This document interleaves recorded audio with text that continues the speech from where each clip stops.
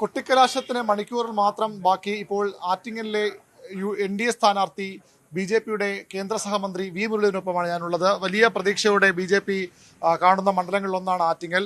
ആറ്റിങ്ങൽ ഇത്തവണ പിടിക്കാൻ ഉറച്ച വിശ്വാസത്തിലാണോ ഇപ്പോഴും? തീർച്ചയായിട്ടും 100% വിശ്വാസമുണ്ട്. ഈ വർഷം ഈ തെരഞ്ഞെടുപ്പിൽ ഒരു ചരിത്രം കുറിക്കുന്ന തെരഞ്ഞെടുപ്പായിരിക്കും. ഇതിൽ കേരളത്തിൽ ദേശീയ ജനാധിപത്യ സഖ്യത്തിന് കിട്ടുന്ന സീറ്റുകളിൽ ഒന്ന് ആറ്റിങ്ങലായിരിക്കും. LDFന് CPMന് വലിയ സ്വാധീനമുള്ള മണ്ഡലമാണ്.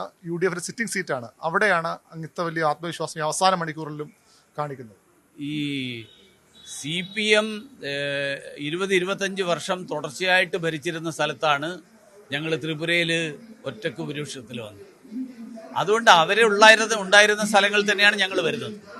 കാരണം അവരുടെ ഭരണത്തിൽ നിരാശരായിട്ടുള്ള ആളുകളാണ് ഞങ്ങളുടെ കൂടെ വന്നിട്ടുള്ളത്. ബംഗാളിൽ CPM ഇപ്പോൾ 0-ലേക്ക് എത്തിയല്ലോ.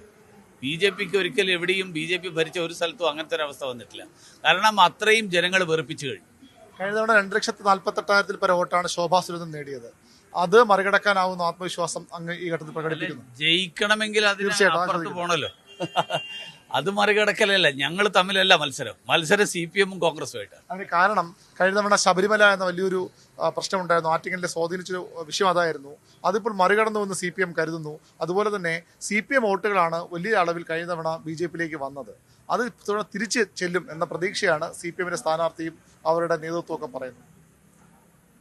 ഒന്നാമത്തെ കാര്യം, ശബരിമലയേക്കാൾ വലിയ അമർഷത്തിലാണ് ഇപ്പോൾ ജനങ്ങൾ. കാരണം മുഖ്യമന്ത്രിയുടെ സ്വന്തം കുടുംബം, മുഖ്യമന്ത്രിയും മകളും മാസം തോറും മാസപ്പടി വാങ്ങി അഴിമതി കാണിച്ച് അതിനെക്കുറിച്ച് ഒരക്ഷരം മിണ്ടാതെ മുങ്ങി നടക്കുന്ന ഒരു മുഖ്യമന്ത്രി, അത് മറച്ചു വെക്കാൻ വേണ്ടിയിട്ട് CAA പോലെയുള്ള വിഷയങ്ങൾ ഉയർത്തുന്ന മുഖ്യമന്ത്രി, ജനങ്ങൾ ഇതൊക്കെ മുഖവിലക്കെടുക്കുമെന്ന് വിചാരിക്കുന്നുണ്ടെങ്കിൽ അദ്ദേഹം തെരഞ്ഞെടുപ്പ് കഴിയുമ്പോൾ അദ്ദേഹം യാഥാർത്ഥ്യം മനസ്സിലാക്കും. ഒന്ന്.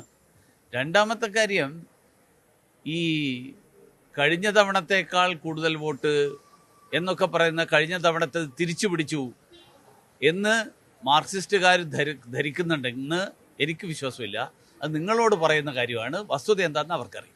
ഈ CAA ആണ് തുടക്കത്തിൽ പ്രചരണ വിഷയമാണ്. ഇപ്പോൾ പ്രധാനമന്ത്രിയുടെ ഒരു പ്രസംഗം കൂടി, ഒരു വിദ്വേഷ പ്രസംഗം തരത്തിൽ ഇടതുമുന്നണി വലതുമുന്നണിയും പ്രചരിപ്പിക്കുന്നുണ്ട്. അതിനുള്ള മറുപടി എന്താണ്? ഇതെല്ലാം അവർക്കോ അവരുടെ കാര്യമൊന്നും പറയാനില്ലാത്തത് കൊണ്ട് അവർ ഈ ആക്ഷേപങ്ങൾ ഉന്നയിക്കുന്നതാണ്.